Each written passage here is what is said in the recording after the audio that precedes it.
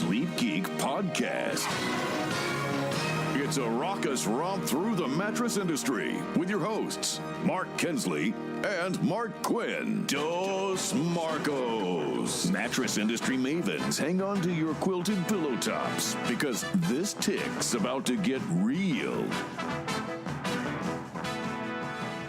Here we are once again, Sleep Geek Podcast. Wow, and so there's a lot to talk about today, but before we get into some of that, I want to ask you a question. So I know if there ever was a zombie apocalypse, I kind of thought, okay, what things are you going to need to prepare for that? And so I think weapons would be good, right? But I think ammunition is a big deal, so maybe it's like a bat with nails in it, something like that. Yeah. Another skill that would be good to have is a fast car in case you need to zoom in and out of like villages that have been like completely ransacked. And hopefully it's one of those cars that like the Batmobile transitions into a motorcycle on the inside of it. But you got like one guy running like the front door and then one guy with the bigger truck that you can put all the loot in, but you got a jammer, the guy in the front. So that would be one. Another thing I think you'd need is to be able to fly. I think if you had a pilot's license, if you could actually fly a plane, there'd be a lot of planes out there like not doing anything. So you could just jump in one and like, you know, like in a lot of the zombie movies, you never see them like get in a plane and go, look, where are the other people? Why don't you get in a plane and go find the other people? You now are in the process of getting your pilot's license specifically preparing for that moment. Well, I can just envision at some point like the zombies grabbing onto to the wing of the plane or maybe the landing gear. You bet. And then parts of the zombie falling off. As you take off and ascend? As they take off and ascend. And then I'm like, now I get a torso and a couple of arms clawing its way up into the fuselage. Wow. As I'm flying away. And so I've got alive, though. But like you said, I'd prepared because I have a bat with nails. And I open it up, and I start bat with nailing the zombies on the other side. So the rest of that's just crap, and I have no idea why I use that to get into the discussion about you taking your pilot's license, which you're doing. So you're taking lessons to get a pilot's license. Well, the very first step in that is you go on what's called a discovery flight. Right, and how did you do it? And so, well, here's what happened. This guy named Vic, such a cool guy. Sounds like a pilot's name. Yeah, Vic. Did he have like cool shades and a like bomber's jacket on? No, he had like a khaki hat. All right. And he had on just like glasses like I have on. Oh, wow. He didn't have any cool aviators. Yeah. I showed up in a flight suit looking like the Maverick. You had Ray-Ban aviators. Tell me. I had the Ray-Ban aviators. All right. I had the olive drab suit that zipped up Did you the give front. Did you give yourself a call sign? I gave myself. Yeah, I'm like, what do we call each other? Before we get off the ground, I want to know what we call each other here. Did he give you a call sign? No, it's just. Did you say, just call me Maverick? My name's Mark, just call me Maverick. Did you tell him that? Back in my radio days, when I was the midnight to 5 a.m. guy, I was like, you're rocking with the Maverick in the a.m. No, you did not. You betcha I did. You did not. I was All 19 years old. I thought somebody was did. going to come rob me. It was in the middle of like this radio station. Well, and in it the could be a middle of good nowhere. porn name if you ever want to There get you into go. that field. So anyway, how was your discovery flight? Did you you took off and it was exciting, I assume? Yeah, I went through the pre-flight checklist and I was calling off all these different things. I didn't know what they meant. And then as we taxied down onto the runway, we throttled up. And I'm in the Cessna 172, which is a very common plane for people to learn to fly in. It's very forgiving, is what they say. Sure. And so we throttled up, full throttle.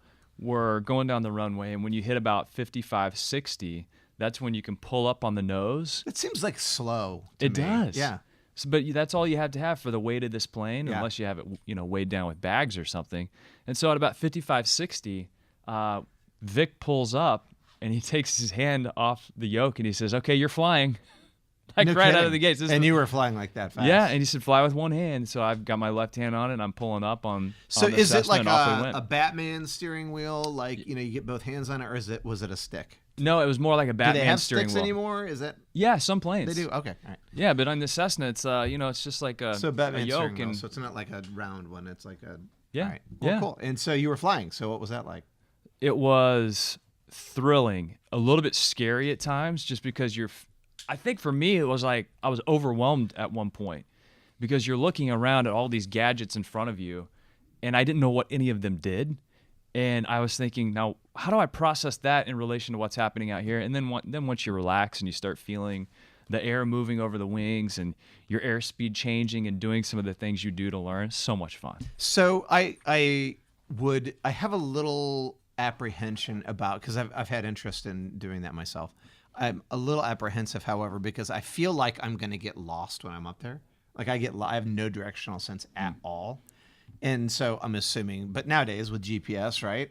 I assume that they have all that built in. So are you having to visually spot where you are? Would there ever be a moment when you're up there flying around and you're like, crap, where's the airport? I completely forgot where I was going. I got lost. You did? Yeah. See? No, that just confirms and at that point, it for I'm me. like, all right, Vic, you're flying now. It's your It's your not like control. you can stop and ask. No, and you don't really want to call the tower and go, "Hey, I'm lost and I need help." Yeah, Can you bring me 840 back?" Mike Charlie, can you help me get back to the airport? This is Because I have no Maverick. idea where I'm. This is This is Maverick. Maverick. What do you mean you don't know who I am? Yeah. So, well, and back in the day, they used to fly by what they called the Iron Cross. Hey, see you, Greg. Thank you. Bye, Grego. Greg was here taking a bunch He of had pictures. clothes on too. Good for him. Yep. Back in the day, they used to fly by what was called the Iron Cross, which is the railroad, because it gave you a very good visual indicator of where you were going and how to get there. Yeah, But yeah, forget I mean, that. we're going 90, 95 miles an hour in this Cessna. You're getting out of town pretty quickly. So when we whipped it back around and we're coming back to the airport, I didn't have visual on it at all. And it was a clear day. So I just don't. So how before, and not to, because I know we have a lot to get to, but real quickly, This is important. This is very important. But I don't. So how do you know? I guess you just have to keep your eyes open. There's obviously like a way, like a latitude, longitude coordinates that will get you back, and right. I mean, yeah. So here. Isn't there GPS? Why isn't there a GPS on There there where it is. just says, "Hey, this is fly this direction"? So every airport has, like from where you take off, you enter your coordinates on All the right. plane. And so you're able to look down at your dashboard and see, hey, we're 3.6 miles away, All right. traveling at an airspeed of 90 miles per hour. And then based on your compass, which direction you're going. Yep. And so that's the training that you go through as a Yeah, all pilot. right.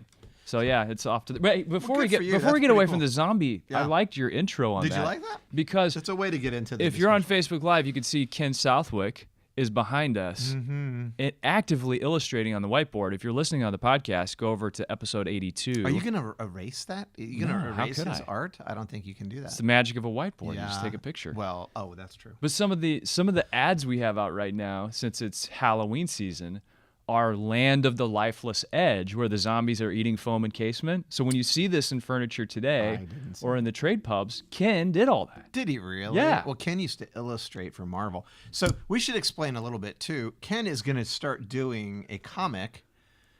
So Ken's an artist, used to illustrate with Marvel. We talked about it on last podcast, but this is some of the more fun stuff he gets to do, right? So he does the Virgin Mattress comic for Sleep Geek. And now we're going to transition him into a new thing where he's going to do a comic of us, oddly enough. And he's going to do like one pane strips, right? So like Family Circus, think of it that way. Yeah. And Dos Marcos Adventures, right? And we're going to have some fun with it. There'll be chances for you to win T-shirts and all kinds of other fun stuff along the way. And I saw some of the early scripts that Ken was sending as ideas. And I must say, we're easy targets. Well, Greg was in with a camera because Ken wanted him to take pictures of us with different facial expressions. So when he's illustrating for the strip, he's able to have something to draw with. So that got pretty annoying. He took, I don't know, a couple hundred pictures. But Yeah. anyway, so Ken's Well, back and there. we'll take the camera up closer because I have it on my laptop Yeah, here. good. Facebook Live, we'll show you up close and personal And he's just doing it what with- he's doing with right two now. pens. I mean, could you imagine? Yeah. There are other colors back there too, I think, in there case you want. Now you Now tell. you All right. So anyway, a lot going on.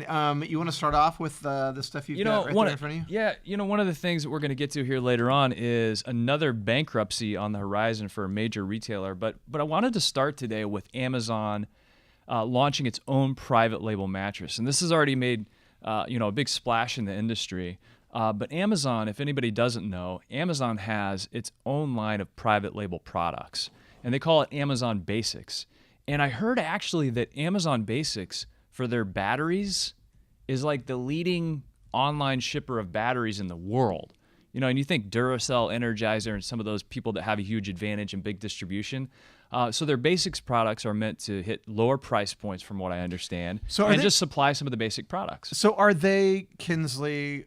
I should know this, but so Amazon Basics will be a brand that covers multiple consumer products. Yes, that's 100% right. Okay. So yeah, that's a good starting point to frame it up. Is what does the Amazon's private label business look like? Well, number one, it's booming. So they're on pace to generate $7.5 billion this year alone with their private label. Just private label. Yeah. Now that's not mattresses alone. That's Yeah, everything. right. So, and that $7.5 billion is going to turn into $25 billion in the year 2022.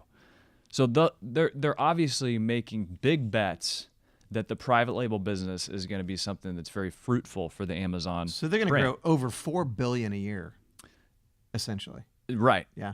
So it's all part of their accelerator program. Now here, listen to the details of this. This is where it gets kind of interesting. Amazon has an accelerator program.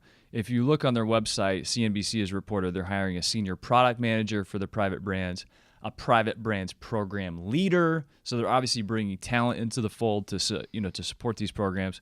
But here's the deal. They've been hiring away from Google. They've been hiring away from Apple. There's a real Silicon Valley battle over talent, and Amazon has been poaching people. Yeah, and they've been trying to take sellers away from eBay, which, they're both marketplace sellers. So in the Amazon Accelerator program, the brands that are created will be exclusive to Amazon, but not owned by Amazon. So manufacturers, think about it, they're going to create a product, they're going to trademark it, they're going to own the products that they offer, but so it's just like having channel exclusivity. Well, they own the brand, but it's smart for them because why would you limit yourself as to who could make it? So they could literally say, here is a can of dish soap or a bottle of dish soap, I guess. No, I think they come in cans now. You nailed it. So how often do you do dishes these days, Mr. Stop it. I did them last night. Thank you. So they have a bottle of dish soap. And why not just, instead of Procter & Gamble, right, producing that, they can bid that spec of dish soap out to a bunch of guys, right? So makes complete sense. Yeah, and, well, this is where it gets a little murky for me. Is whenever you enter the accelerator program, yeah, it's going to be exclusive to Amazon, but they're not going to own it. So is the manufacturer going to own the brand? No, they're not. This is Amazon Basics. It sounds like they're going to label it brand. Amazon Basics. They're just going to contract manufacture. That's all a lot of guys do. So and anyway, that's interesting. Well, and it was big news recently whenever Amazon Basics, so this category, it's kind of a brand they're created, launched their first mattress. So if you go back in time, one of the really hot topics within the industry for a while was this fact that, number one, Amazon was registering as the top online seller. So all the conversation out there was around Casper and Tuft & Needle and Lisa and Saatva and Sapira and Purple. Like they were talking about these brands, but whenever Dave Perry for the first time in Furniture Today reported that Amazon was the top online seller, people were like, oh yeah, it makes a lot of sense. Now, so one point of clarification, by the way. So the top bedding e-tailers came out, and Amazon is at the top spot, and we'll get to that in a little bit. But one of the very top spot. Very top spot. Right. One of the big topics was, hey, whenever it comes to advertising on Amazon, the most expensive word to advertise was mattress. So think about that. Out of all the categories and all the products that Amazon sells online, the most expensive keyword to buy in hopes of getting your brand to show up first is mattress. So now you have people buying these keywords, these brands, trying to sell through Amazon, and now the person that owns, or the company that owns the algorithm, is launching its own private label product. Right. So could they conceivably say, hey, our Amazon Basics mattress is going to show up above everybody else's and start taking a ton of business away from their existing sellers. Which is what John Collins, so we did a podcast, we can link to him in show notes, but we did a podcast with John, with OmniX, and he kind of talked to us about how you get on Amazon and how you market inside of Amazon and how difficult that is, right? Okay, so if you had a brand new mattress brand and you launched on Amazon, how long do you think it would take you to get in the top, say, 20 mattresses on Amazon? With the competition and the ad spend and knowing that's the most expensive keyword out there, I would say you have a battle that's measured in years. Right. And hundreds of thousands, if not millions of dollars to get, because part of their deal is you have to pay. So you have to get a lot of reviews, and one way to get reviews is to kind of give stuff away at cost, essentially. And you drive people into your market, and you get people using your products, therefore giving you reviews, and then you're paying to promote. You're paying for search optimization within their ecosystem. Okay, so I just looked up the Amazon product, and they are number 15. So there's a lot of noise because they're sponsored beds. Casper's got a sponsored link. Tuft & Needle has a sponsored link. But as you drill down past the sponsored link, Amazon's private label bed, the Basics product, is number 15. And they only have, so John Collins told us that it helps to get higher up in search. You have to have reviews, like a bunch of reviews. He said 21 reviews is an inflection point. Sales significantly grow after 21 reviews. And their Basics product that shows up, number 15, actually has only 19 reviews. So it's good that they're not gaming the reviews. So that's good, right? There's only 19, so they're not. You're going to have to lead by example if you think that's going to lead to negative outcomes. Right, but you can't tell. And I get why they're doing it. I mean, I can't fault them. It's their own freaking product, so it's their own platform. I get that they're going to jump the line. However, a lot of people promoting products inside of those categories, if Amazon's own stuff keeps jumping in front of them after they've been working really hard to get their products in there, then does that cause other brands to decrease their spend on marketing inside of Amazon or some of those other things? I guess it probably won't, Kinsley, because it's Amazon. So even though you may not like it, I guess if you go to Walmart or you go somewhere else, they'll give their private label Sam's Choice or Roy's dog food preference, right? Because it's their product. What do you think about that? Yeah, I think so. I mean, that's ultimately why you would do that. If there's no economic reason for you to launch a private label product and prioritize that and make more money off it, then you're not going to do it. They're not here to be Mother Teresa. Right, but so how much does it upset people, though? If you're going to launch product into Amazon, a mattress product, and their stuff keeps showing up on top of yours, and you've been busting your tail spending a bunch of money in their ecosystem, does it deflate you a bit? I mean, does it cause you to look for other ways and places to spend your money? Probably not, right? It's Amazon. Yeah, and at some point, I mean, does it go back to the old school rules of retail? Like if you want shelf space at eye level, you're going to have to pay for that. You're going to have to pay for that floor space for that premium real estate. And so it's just an extension of that game going online. And, ultimately, I think guys like John Collins, who was on the podcast, Amazon expert, would say, look, this has to be a part of your strategy. Amazon cannot be ignored. And so when you think about not ignoring Amazon, you have to kind of weigh the pluses and the minuses. And I think this almost makes an even more compelling argument for building a brand.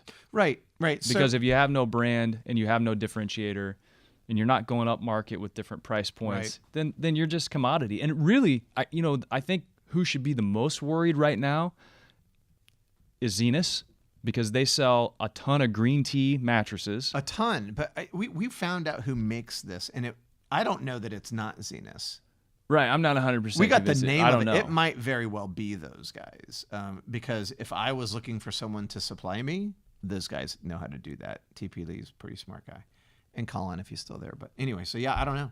Yeah, so that number one. But number two, whenever you look at what's happening with all the rumbling around imports and about how there could be, duties issued against Chinese imports if the government finds that they are dumping, then Amazon has, going to have a supply gap, at least from their Chinese supplier. Right. So if you're Amazon right now, you got to be weighing out, take care of the existing marketplace sellers, bring in products to hit a price point that we can dominate, but also cultivate those sellers to some degree, because there's no work there. Yeah, don't you think? Or very little, comparatively. Right. Well, but the work is going to be now changing supply chain, right? Mm-hmm. To your point, the tariffs coming in from China, and people are starting to try to figure out where else to make these things. There's a comment here from Dale Reed. Would you read that, and then I've got a response. Alex to it. MacArthur too. That's Alex. That start. He's on the top there. Alex, you're showing up late, Alex. That's all right. Hey, he's on. I'm happy. Why do you have to give him a hard time? That's Ken Southwick. He's a fine artist. You can find him at kensouthwick.com. Is that right, Ken? Ken used to be an illustrator with Marvel Comics. And he's going to start doing a Dos Marcos comic strip, and he's back there with kind of a Lewis and Clark theme with zombies on the shore. Yeah, and I'm gonna take the camera over there here in a little bit, and I think there's something going on with Mark Quinn and I, and we have cut off high water jeans on. is what I think. Well, that's Huck Finn. Didn't he have the Payne Stewart pants? Yeah. All right. So, It's so funny you said Payne Stewart because Payne Stewart's I dad walked right by the Payne Stewart. Payne display. Stewart's father worked for Leggett & Platt for years, Yeah. and so there's this big memorial right on the other side of this wall to Payne Stewart. Okay, so I want to go back to this. Keep up with this if you're listening here. Amazon. What's that? Did you want to go to Dale's? Yeah. I'm sorry, so Dale Reed, so thanks for hopping on, Dale, on Facebook Live. At some point, is there an antitrust monopolistic conflict building here? Any chance the government may take a look at this trend? Just curious. Well, to answer that question, I would first refer to what's happening with the European Union. Europe is forcing Amazon to tell if it spies on sellers and then competes against them. So essentially what's happening in the European Union, antitrust regulators are asking, hey, is Amazon unfairly copying popular products sold by its sellers?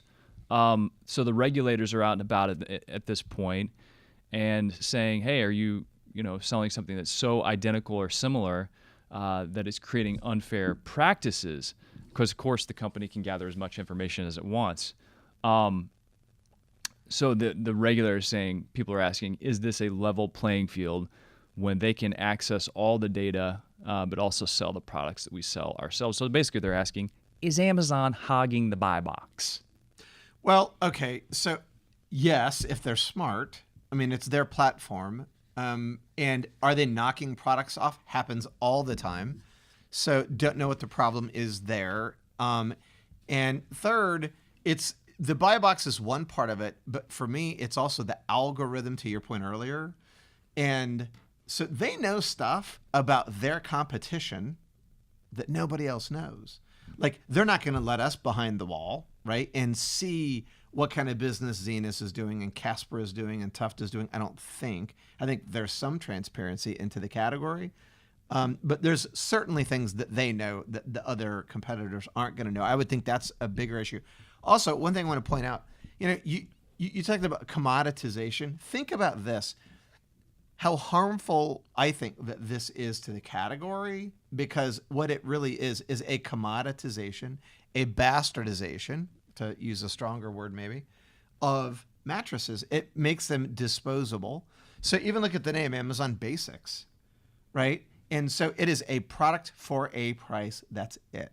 And it's also, like, I've heard people that aren't in our category saying, it's kind of like a disposable thing anymore, right? So you can buy a bed for $240, $250, use it for a couple years, get rid of it, and get another one. That's what's happening. And so people, listen to this, guys.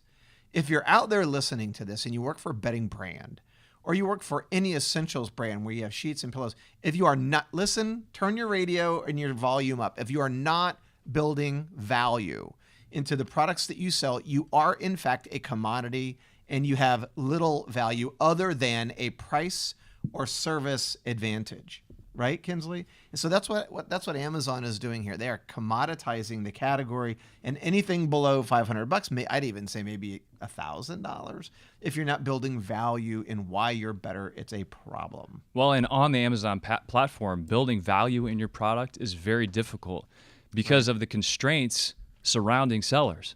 I mean, you have the Amazon dashboard to work with. Right. They've rolled out some of these more enhanced product pages. You saw that with Drew and Jonathan Scott, the Property Brothers, and their Restonic line of products. So they got early access to that.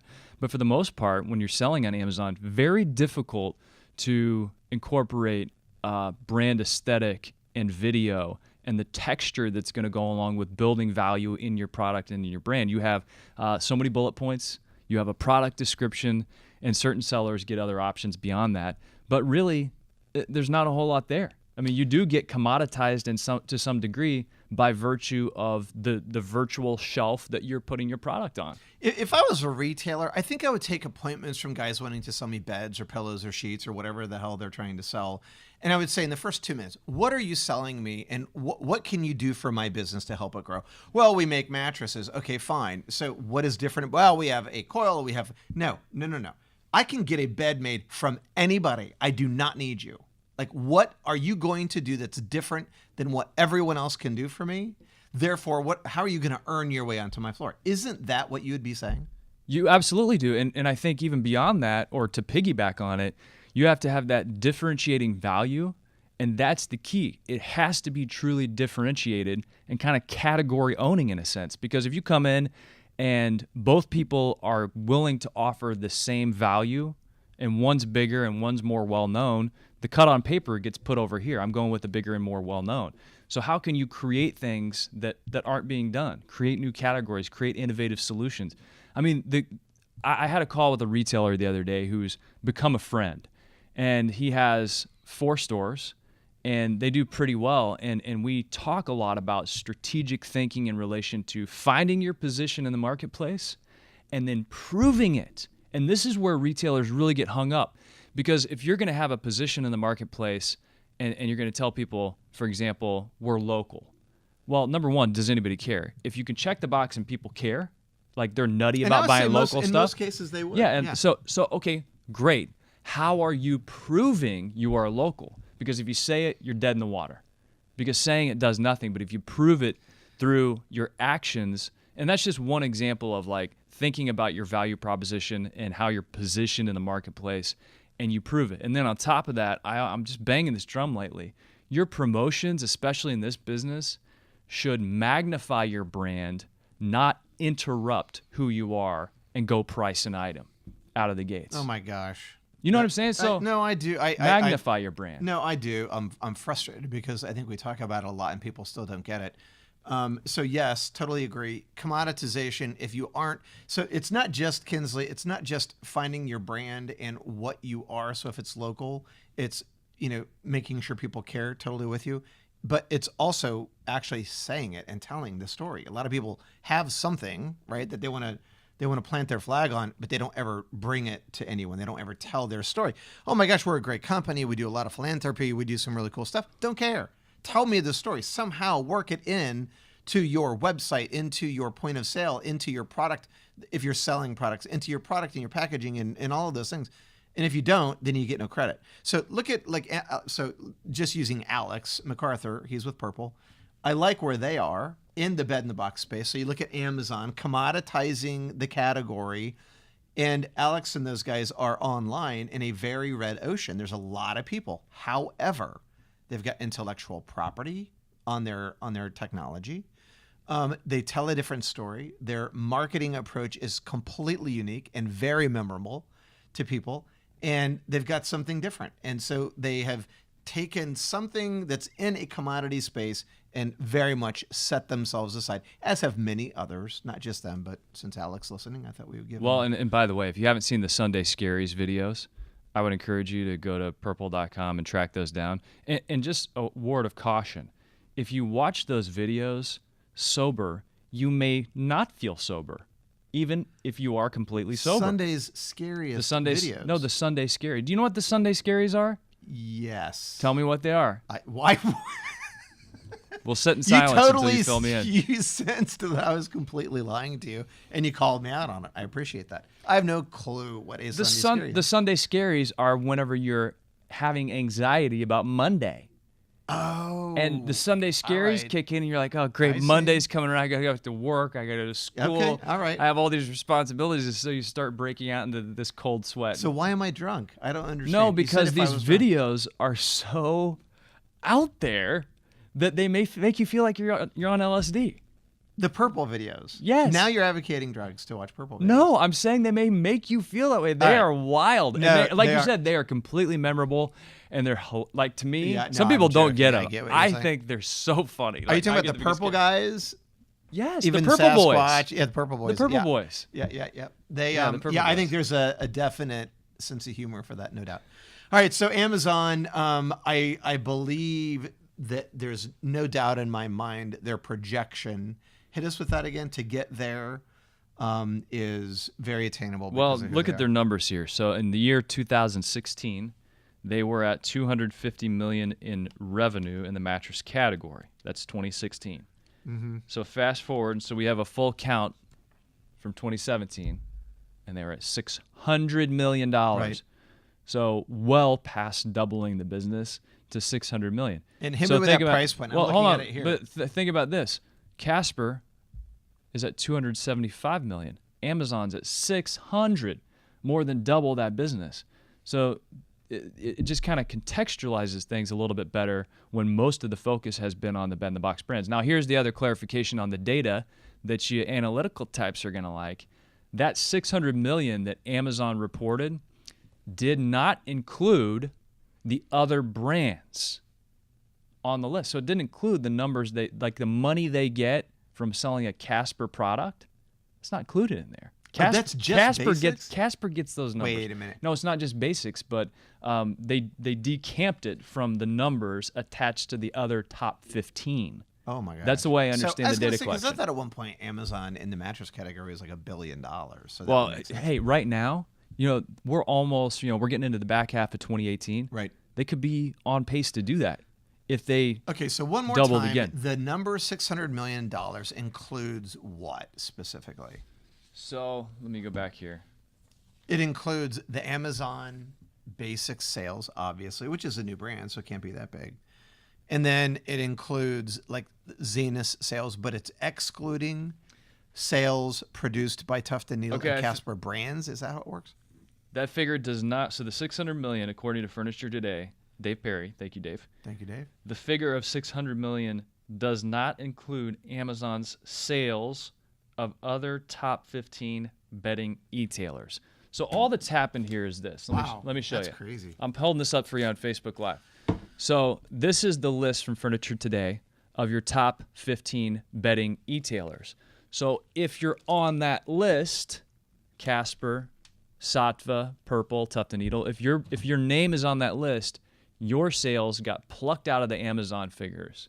Now, if you're number 16 on that list, you didn't make the top 15, your numbers got put into the Amazon totals. Oh, That's the way I right. understand it. so then their numbers Because much, you're much trying bigger. to keep it kind of pure, Got and it. say, hey, I got it. if I'm Casper and I'm selling Right. at my store, on my website, got it. and on Amazon, it's still my sales. But the top 15 guys, that's the whole thing about that number. I mean, it's way underreported because the numbers from Tuft & Needle and Casper, Tuft & Needle is massively big on Amazon. So Exactly. So it makes sense to do that. And really, here's the other headline here, and it's right there. The top 15 bedding e-tailers grew 66%. How much did the rest of the industry grow? by the way, I made a prediction last podcast about balance of share shift with a very big mistake. I'm not going to go and revisit it, but it was like there's 8 points of shift from 2016 to 2018. And I only accounted for like 3 points of the shift. So I just want to acknowledge to everyone that I made a mistake there. I didn't like fully play that out. But anyway, that's neither here nor there. Amazon bakes a 10-inch Kinsley Queen mattress. You want to talk about a commoditization? I know everyone's seen these already, but just as a reminder, $229 for a 10-inch thick Amazon Basics bed. And I'm telling you, the photography on this stuff is really looking good. Like they have it positioned really well. It's a very nice marketing job, if you ask me.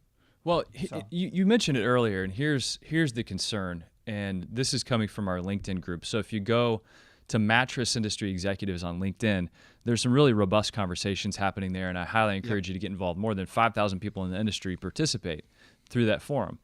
And before my Furniture Today bedding conference speech, which I gave back in May, I went through the LinkedIn group, and I asked them a series of questions, got a very good response rate. I think we had more than 50 responses on the survey, and just trying to figure out what are the concerns that you have. And one of the biggest concerns people had surrounded the online category and the commoditization of it. And here's what bubbled up that I thought was fascinating and potentially damaging. The people in the group said, look, if you have mattresses at high volume being sold at lower price points, then they're buying that because it is like a paper towel. Mm-hmm. It's a commodity item they're going to throw away and go buy something new. So your sales cycle goes from, potentially 8 years down to like 2 to 3 years. And whenever you come back into the marketplace, your expectation is you're going to buy another cheap mattress, keep it a couple years, and off you go. If that cycle takes hold, gets a foothold in the industry, and that's where your volume is being done, that's that's what people say could be a very, very negative cycle. Now, again, Right. it goes back to like building value in brands and all that goes along with, differentiating your product. But that cycle that I just described, that could be a mess. So, yes. So, in other words, it shortens the cycle, which the industry has been trying to do for a long time. Right? Exactly. But the wrong way, right? Because now instead of shortening it up to buy quality product, is shortening the cycle up because you need to replace it, right? Not because you're being driven into the market with something cool, new, and relevant. Okay. So, last comment on where the industry is. I go back to how big does the e-commerce slice of the segment get, right? So push upwards, go up market from the Amazon Basics $239 price point. Okay. So you've got Casper, Tuft & Needle, Purple, building more value because they're advertising. Okay. So that gets them up into the $1,000 price points. You with me? With you. Okay. What slice of the consumer segmentation, right, says I'm good buying a mattress online without ever having touched it and felt it? So that's it. That's where the cap comes, I think. Now, you got guys like Satva, which I don't know if we're going to get to talk about it today, but I just watched an ad from them that I thought was freaking brilliant. I think they did a fantastic job with it, making fun of the industry, by the way. But really, really, really well done. Great production value and quality. But so that's it, right? So many people are willing to buy a bed online. So macro trend of people are way more comfortable buying things online. People are way more comfortable buying things and returning them. Now, this is more of a pain in the butt because it's a mattress. So some of the macro things there. So those are helping that. Reviews are justifying. You got 7,000 people saying, hey, yeah, I bought this bed from Walmart or from one of these other guys, and it was good experience for me, 4 out of 5 stars. So that helps. But I still think there's a very large cut of the market that isn't going to want to buy their bed for Master Suite or just anything, actually, because that's just not the kind of shopper they are. So I don't think everything's going to tumble down on top of the brick and mortar guys. However, boy, it sure would help. And we can transition now into maybe this other conversation we're about to have. If you're brick and mortar and you're not creating cool experiences in your store, and you're just another mattress store and they have to look up and ask you where they are when they're writing the check, if that's who you are, if that's what defines you, you got a problem. Yes? No? Well, I think there are plenty of You examples. could have a problem. You could have a You could have a problem. I think in certain markets you're going to get away with it for a lot longer than we might predict, but ultimately that snowball is going to keep building. I think you're going to get wrapped up in it. I mean, another example of this today coming out that Sears is declaring bankruptcy. So let's talk about Sears. So give people we say it all the time, so I feel like we're a broken record, but give people a reason to shop. It's totally true. I mean, it's in that conversation I was having with the retailer the other day, I'm like, what experiences are you creating to bring people in your store outside of buying a mattress? So just roll it around. And you know what? Begin where you are, use what you have, do what you can, Arthur Ashe, right? Right. Do that. Try something. You're going to learn by action. Action is going to reveal so much of your answers. It doesn't matter if you fail, right? So before we transition into this, Jeff Shire. Jeff Shire, yeah. What's up, Jeff? Tim and Eric are the guys that hired to play the Purple Boys. Yeah, Tim and Eric. So Tim and Eric are from Adult Swim, and then they became the Purple Boys. Yeah. They're wild. I like the characters actually. I think they're pretty funny. Now, to your point earlier, it's not that comedy. I mean, comedy's a very personal thing. So anyway, back into the Sears conversation. So Sears is announcing bankruptcy. And what's interesting about this, Kinsley, is you talk about irrelevant, right? So Montgomery, when I was a kid, you're younger than I am by just like a year or so. Yeah, a year and a half. So what's funny, not funny, but crazy is when I grew up, it was 3 stores. It was Montgomery Ward, who my dad worked for, and my wife did, actually. That's where I met her. She was a buyer there. Sears. So you were selling to her? I was. And she was a buyer? Well, kind of. That's behind the scenes. What's going on there? No, so it's a long story. She's courting the buyer? Yeah, huh? yeah. All right. Well, let me just tell you this. For another podcast. She got much better pricing than I did placement, I can tell you. But anyway, it's actually a funny story. So Sears, Pennies, and Wards were like the places to go. It was like ABC, CBS, and NBC on television. And look at the explosion of choice. Not that there weren't other stores, but I mean, now today, Montgomery Ward's gone, Penny's on the ropes, if not obsolete in many markets, and Sears about to file bankruptcy. They just got a $16.7 billion. No, they do $16.7 billion Oh, in revenue. in total, that's so, right. I mean, My think fault. about how big that is. That's about the size of the entire mattress industry. That's right. That's how big Sears is. And think about the brand Sears, right? Think about Craftsman. They own Craftsman. They Yeah. own Craftsman. I mean, they did a great job creating their own brands. They just got a $1.8 billion bankruptcy financing. They're going to shut down about 188 stores, have 700 currently. So they're really in the phase of trying to right size and cut cost. And so, Kinsley, back in the day, Sears private label was the thing. Like when I was with Sealy back then, that Sears private label business was massive and everybody wanted that. And I'll never forget when Sealy got it. But another thing was, Sears said, if you're going to be our private label, definition of private label is our beds have to be better than your beds. So if you're Sealy and you're bidding on their private label, you had to figure out a clever way to make them think that the Sears private label was in fact better than Posturepedic, but it wasn't, right? But they had to, if they were going to buy from you private white label, then that, so anyway, but it was a big, big business. Things have changed over the years and when their bedding business dropped. When you're saying Sears private label, back then, Yeah. Sealy was the manufacturer, but Sears was the label, the brand. That's correct. And so if I That's walked correct. into the store, if somebody said, the RSA said, hey, try out our Sears brand Sure, mattress. Sure. And what happened to that business? Because I'm Yeah, thinking in terms of Amazon Basics now. Yeah, they just kind of And backed off of it. They had a big foam line. So Sears got really big into foam before foam beds were like the rage. It was polyurethane foam. It wasn't memory foam. But they had a really strong foam bed line. And then I think over time, buyers transitioned in and out and people just put less value on it. And manufacturers resisted wanting to make the Sears brand better than their own brand. Manufacturers probably invested Yeah. in their branding Yep. and their messaging and the marketing. Yeah, so it just became less and less important. And then, anyway, fast forward to where we are today. But I think the challenge a lot of those big box guys had is they tacked on, and it's the same for department stores, I think, in many cases today. They tack on so much investment spending.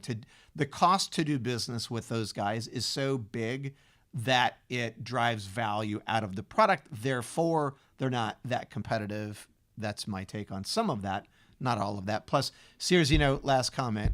I read an article where and this goes back to the brick and mortar conversation we were having. Landlords in big mall locations are not all that upset that Sears is going to be shutting stores. You know why? It's real estate. It's the dollars. They're getting $40 a square foot in some cases. And these guys are like, they had these contracts with Sears for a long time. They're like, yeah, get them out so I can jack my rents back up and bring a more relevant retailer in. Sears is like not that exciting. There's other guys that want in to some of those spaces, and the malls that are doing well, a lot of malls aren't, but the malls that are doing well are the cool malls, right? They're retailtainment. They've got really cool theaters and entertainment and restaurant chains that are fun, that draw people in. They've got courtyards with activities going on. So anyway, I think that's where they are at the moment. So they've been in a classic New York City rent control for Sure. years, and now they want to get that tenant out so they can get somebody new in and charge what the market will bear for Right. those pieces of real estate. And there's I don't know what the trickle effect of this is, but in some of these locations, and it would be a case by case, they look at the anchor tenant. And so if you're one of the anchor tenants within these mall properties, that has an impact on the other retailers who have signed agreements. Because if I'm if I'm running the local Hot Topic, which you shop there a lot. At Sears? Hot Topic. Hot Top, yeah, all the If time. I'm running the I Hot have no Topic idea. and I moved in because there's a Macy's, and Macy's is the anchor tenant, for example, and they pull up tent stakes and head out of town, that has an impact, I think, on some of the contracts. There are a lot of people that are really sharp with the real estate and the leasing side of things in this business, so you could probably add a lot of texture to it. But ultimately, we talked about Mattress Firm declaring bankruptcy, going to Chapter 11, potentially shutting down 700 stores, and now today Sears shutting down 188 of their 700 stores. And I was thinking about that. The percentages there are kind of close. I mean, they're within range because Mattress Firm had about 3,200, and then they're potentially going down 700 stores. Sears 700 stores going down about a couple of hundred. So it'll be interesting, and the math isn't perfect, but there's some sort of but correlation between there. Mattress Firm and Sears, that's what, 800-900 stores? Yeah. Potentially. And so what's funny about that is I don't know, at least my experience. So for instance, Levitt's went bankrupt and we were in, I think, the Chicago market. And so there was some anticipation that, oh my gosh, there's going to be like 30 less stores in the market or whatever it was. And so we started planning business to shift to other retailers. It doesn't happen like that. It just doesn't. The business kind of evaporates. So that's why the ad dollars are so expensive. Or excuse me, that's why they add dollars for these retailers. That's why you want them in business in a lot of ways, because they rising water lifts all boats is the theory there. Well, keep connected to the podcast here. Subscribe, share it with your friends. We're going to keep an eye on what's happening in the private label space with Amazon. We're obviously going to continue staying connected with the folks at Mattress Firm about the latest there. Yep. I think we should have, we're having our own conversations behind the scenes. And if you have anything to share, please hit us up on Twitter. There have been people tweeting at us and tagging us, so we do appreciate that because we don't see every piece of the puzzle. We like to absorb that and try to put some meaning around it. Yep. We love all the focus on the podcast. Just so you know, for you listening to this podcast, the podcast faithful out there for the Dos Marcos podcast, tell some folks about it. It's been amazing to me to see the growth and to see how many people actually tune into this. And that tells me that people are interested in our category and in our industry, and they take it seriously. And hopefully we are able to educate but entertain a little bit. We don't take any of this too seriously. So thanks as always for all of you guys that listen. Share it for sure. Tell someone about it, but from us to you, we're very grateful that you tune in. It means a lot to us. Yeah, I remember the first time that it really hit me about how, it was kind of spreading was we were at ISPA, and we actually did a live podcast at ISPA, and there was a younger guy who was relatively new to the industry from Brazil, because it is the International Sleep Products Association. It's the number one sleep podcast on mattresses in the world to our knowledge. And so he had shown up to ISPA to shop product and try to look at componentry and what was new and different, and he tracked us down and he wanted to get a picture taken. Yeah, that was mainly with cool. you, but oh, stop. No, but the fact that people tune in from out there, that's pretty cool. You know what I think we should do? Ken's been working really hard back there. I think you should take that computer and we should show people what he's been drawing. Yeah, here's what we're gonna do. Here's how I want to close it out. That'd be kind of cool. I'm going to actually, just so you know, for everyone listening so this is the recording device we're feeding the audio into. So we're going to wrap up this is Facebook Live too. So we're going to wrap up the podcast, and for anyone listening to the podcast only, go to facebook.com/sleepgeek. Okay. And then you can go to our videos and go to episode 82, and we're going to take the camera over and we're going to show you, because I'm going to keep rolling on this, what Ken was drawing. And I think it's going to involve Mark Quinn in some high water pants and mattresses on a river, and that's all I can tell you. Well, but I think because we were talking about zombies at the beginning of this show, he's actually incorporated zombies into... You did? You did. Look, he's got zombies on the bank. Thank God they can't swim because we're in big trouble. So or fly. Or fly. Hey, thanks for tuning in, everyone. Go to iTunes, rate it, and whatever you do, go out, sell something, add value to what you do. That's our message today. All right, let's play some Get Hybrid. You could bounce on it. Yeah, bounce with it, bounce with it. Bounce with it, bounce with it. All right. What is a hybrid? It's like peanut butter jelly, peanut butter chocolate. Hybrid so tight, there's no way that you could topple it. Hybrid on